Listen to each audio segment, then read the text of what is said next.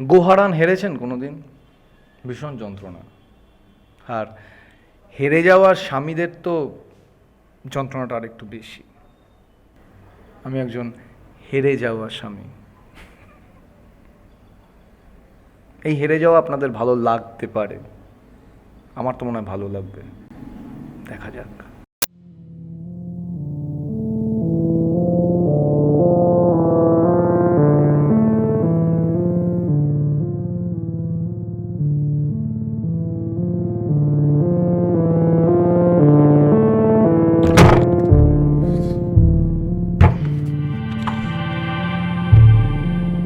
গয়নাগুলো সব চলে গেল। গয়না গয়না গয়না, দিন রাত গয়না গয়না করছি। এই দিনরাত গয়না গয়না করবো না তো কি হাত পা তুলে নৃত্য করবো? ওগুলো তো আর তোমার আটকে নেই, আছে আমার মা আর বাপের। গয়নাগুলো যদি ছাড়াতে না পারি, যদি সব নিলামে চলে যায়, মাকে কি বলবো? মাই তো শোকেই হার্ট অ্যাটাক হয়ে যাবে। সবকিছুর জন্য দায়ী থাকবে না তুমি। আমি আমি না তুমি? আমি আমি বলতে তোমার একটু লজ্জা করছে না? এই ওই রেস্টুরেন্টটাকে আবার নতুন করে দাঁড় করানোর জন্য গয়নাগুলো কে চেয়েছিল? এত তাড়াতাড়ি তুমি সব ভুলে গেলে?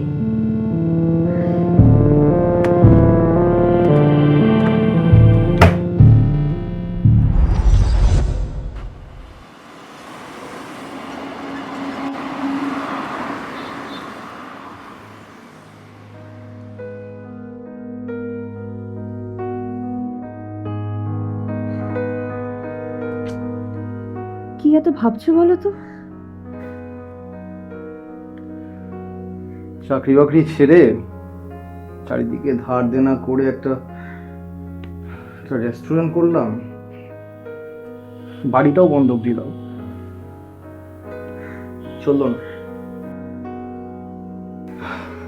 এখন এখন কি করবো আমি কিছুই বুঝতে পারছি না। প্রতি মাসে এত টাকা ইএমআই কিভাবে মেটাবে কিছু ভেবেছো?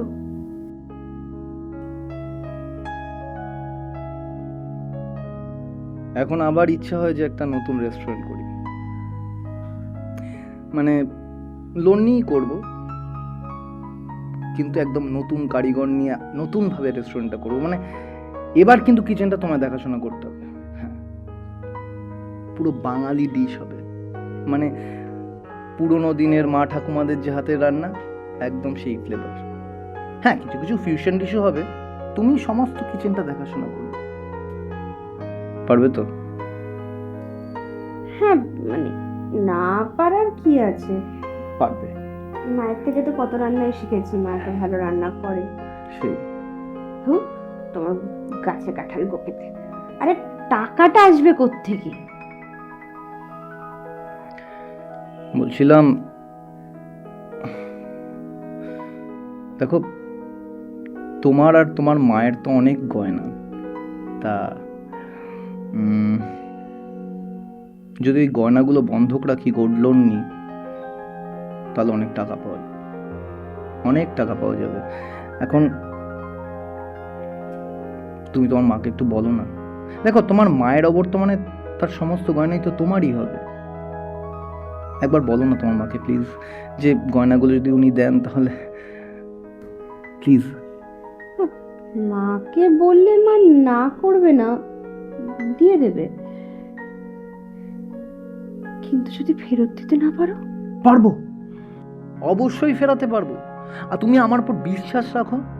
দেখো এবার আমার টাইম আসছে, আমার জ্যোতিষীও বলেছে আমাকে, তুমি প্লিজ প্লিজ একটু বিশ্বাস রাখো আমার উপরে। নিশ্চয়ই পারবো, অবশ্যই পারবো। আর একটু কি বলো তো, একটু একটু বিজনেস করতে গেলে একটু বিশ্বাস রাখতে হয়। তুমি আমার উপর বিশ্বাস রাখো প্লিজ, প্লিজ সুপ্রিয়া। এবার মনে পড়েছে কে চেয়েছিল গয়না? আমি চেয়েছিলাম আর তুমি দিয়ে দিলে। আমি যদি আগুনে ঝাঁপ দিতে বলি তুমি দিয়ে দেবে? আমি চেয়েছিলাম তুমি আবার ঘুরে দাঁড়াও, আমাদের রেস্টুরেন্টের ব্যবসাটা ফুলে ফেঁপে উঠুক, আমাদের সুদিন আসুক। বিয়ের পরে আমাদের সুদিন না থাকুক, দুর্দিন অন্তত ছিল না। কারোর কাছে হাত পেতে ধার চাইতে হতো না। হ্যাঁ, আমার একটা প্রাইভেট ফার্মে চাকরি ছিল, ছোট চাকরি, অল্প মাইনে, কিন্তু আমাদের মোটামুটি চলে যাচ্ছিল। মরলাম তোমার অতিরিক্ত লোভে। লোভ? লোভ আমার? না তো কি আমার? তোমার বোধহয় কিছুই খেয়াল নেই।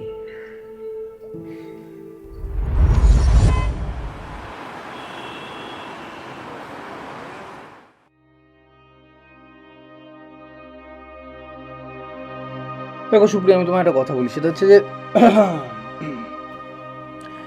তোমার আমাকে বিয়ে করাটাই ভুল হয়েছে জন্য। দেখো, আমি স্বীকার করে নিচ্ছি, আমি একেবারে অপদার্থ। নাকানি করো না তো, জীবনটা শেষ করে দিল। না না, তুমি একটা কাজ করো, শোনো, আমাদের এই জাস্ট বিয়ে হয়েছে,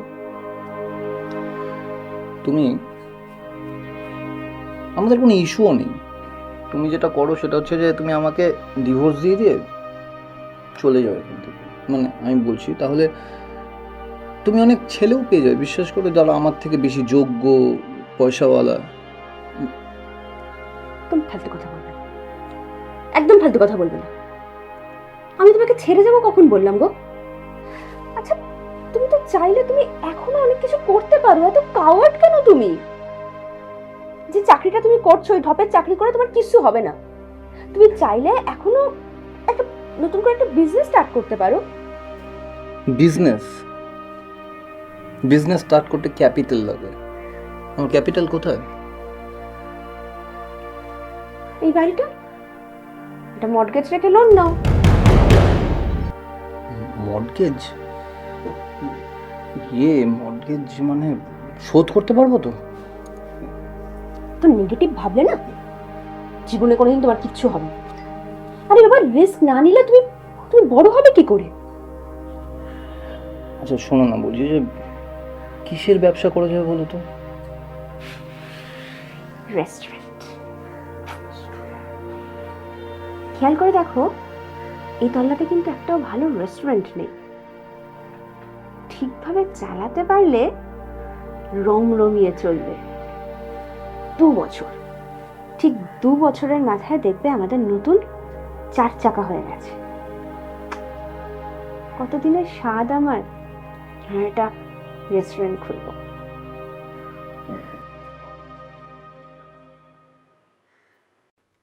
তোমার এই বাড়ি গাড়ির লোভ না আমাকে পুরো ডুবিয়ে দিল। লোভ আমার? আচ্ছা, আমাদের বাড়ি গাড়ি হলে কি আমি একা ভোগ করতাম? তুমি করতে না? নিজে দুবার স্টার্ট করেও রেস্টুরেন্টটা চালাতে পারলে না, সেটা তোমার ফেলিয়ার। তুমি না সব দিক থেকে ব্যর্থ। বাহ, দারুণ। সেকেন্ড বার তো তুমি স্টার্ট করলে, তুমি কিচেনের দায়িত্ব নিয়েছিলে, কি হলো, রেস্টুরেন্টটা চালাতে পারলে না কেন? সেটা আমার ব্যাড লাক। দারুণ দারুণ দারুণ দারুণ। মানে তোমার বেলায় হলে সেটা ব্যাড লাক, আর আমার বেলায় হলে আমি ব্যাড পুরুষ, অকর্মণ্য, মানে আরো কত কিছু। শোনো, আমি না এত কিচ্ছু শুনতে চাই না। তুমি আমারগুলো না হয় অন্তত আমার মায়ের গয়নাগুলো ফিরিয়ে দাও। আমি কি করে ফিরিয়ে দেব? সে তুমি জানো, তুমি কি করে ফেরাবে। সুপ্রিয়া, আমি কি এরকম বাচ্চাদের মতো কেন তুমি কথা বলছো বলো তো? আচ্ছা, আমি কি ডাকাতি করে আনবো গয়নাগুলোর জন্য? ডাকাতি করে আনবে না চুরি করে আনবে সে তুমি জানো। দেখো, তুমি কেন বুঝতে পারছো না বলো তো? ওই গয়নাগুলো মা বাপির জীবনের শেষ সম্বল। ওদের কোনো মেডিক্লেম নেই, বাপির কোনো পেনশন নেই। কখন কি হয়, আপদ বিপদের কথা কেউ কিছু বলতে পারে? গয়নাগুলো থাকলে অন্তত দেখো, ওগুলো যদি ফেরত দিতে না পারি আমাকে গলায় দড়ি দিতে হবে। দাও, প্লিজ দাও, আমাকে মুক্তি দাও। কথাটা ভেবে বললে তো? হ্যাঁ, ভেবে বললাম। দেখো, চতুর্দিকে ইএমআই, পাওনাদারদের তাগাদা, এদিক ওদিক থেকে উল্টো পাল্টা কথাবার্তা, আমি পাগল হয়ে যাচ্ছি, আমি জাস্ট আর নিতে পারছি না। মনে হচ্ছে আমাকেও গলা দড়ি দিয়ে ঝুলে পড়তে হবে। তাহলে চলো দুজনে একসঙ্গে গলায় দড়ি দিয়ে ঝুলে যাই। পাওনাদারদের এত খারাপ কথা, আমাদের সেদিনকে একজন ফোন করে বলল টাকা মেটাতে পারছেন না, শুয়ে শুয়ে শোধ করে দিন। এসব কথা শোনার থেকে তো মরে যাওয়া ভালো। সুপ্রিয়া,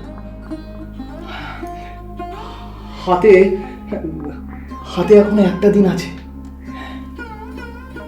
এই একদিনে আমাদেরকে বেচে দিলেও পাওনাদারের টাকা আসবে না। হবে, আসবে। কিভাবে? কিডনি বিক্রি করে। কিডনি? হ্যাঁ, আমার গতকাল না একজন এই কিডনি, এরকম একজন কিডনি নিয়ে একটা মানে পাচার করে যান। হ্যাঁ, কিডনি পাচারকারীর সঙ্গে একজন, মানে সে হচ্ছে ওই পাচার চক্রের কিন্তু পান্ডা। আচ্ছা, ওর সঙ্গে আমার কথা হলো। ও আমায় বলছে যে পার কিডনি 6 লাখ। হ্যাঁ, মানে এই 6 লাখ টাকা অ্যাটলিস্ট তোমার গয়না বলো। আর কিডনি তো আমিও বেচতে পারি। তাহলে 6 লাখ। তুমি বেচবে? মানে তাহলে তোমার কিডনি আমার কিডনি মানে 6 লাখ টাকা। আর একটা কথা, কিডনি বিক্রি করলে কিন্তু কেউ মরে যায় না, মানে একটা কিডনি নিয়েও মানুষ বেঁচে থাকতে পারে। দাঁড়াও, আমি এক মিনিট ফোন করতে হবে। বলো, ফোন করে একবার দেখিনি। তাহলে দুটো, যদি আগামীকাল একটা অ্যাডভান্স পাওয়া যায় না তাহলে ভীষণ ভালো। আমি একটা ফোন করে দিই।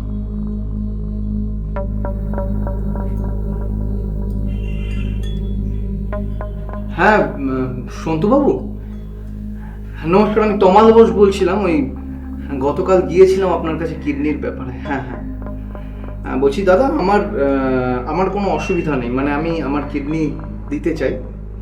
তো আমি যদি আগামীকাল যাই আপনার কাছে, দিয়ে ওই কাগজপত্র যা আছে আপনি বলছিলেন না, হ্যাঁ, আমার সাইন করতে কোনো অসুবিধা নেই। আমি যদি সাইন করে দিই, তাহলে কি দাদা আমার আগামীকাল একটা 3 লাখ টাকার একটা অ্যাডভান্স পাওয়া যাবে?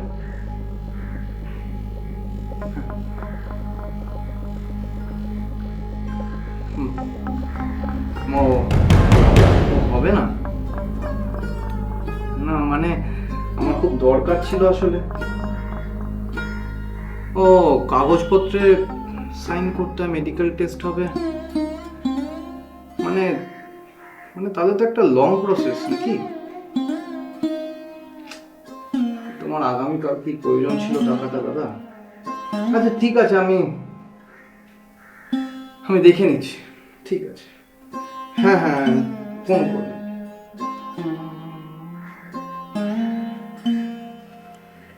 শেষ আশাটাও নিভে গেল। হে ভগবান, কি অপরাধ করেছি আমি! আর এই মুখ মা বাপিকে দেখাতে পারবো না, আর বাঁচতে চাই না আমি। চতুর্দিকে ইএমআই, পাওনাদারদের তাগাদা, গঞ্জনা, আমার আর ভালো লাগছে না এই চাপ নিতে।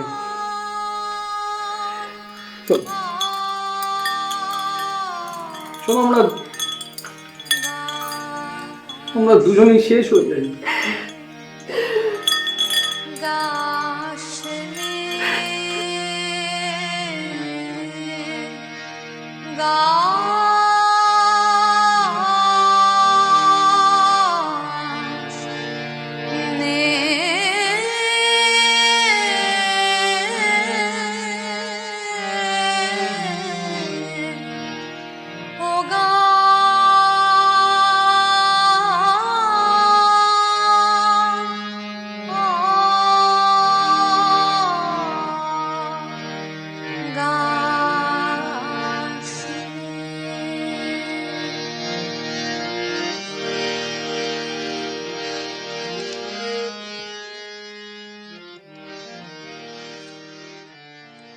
লাইক, কমেন্ট, শেয়ার, সাথে সাবস্ক্রিপশন ভুললে চলবে না কিন্তু।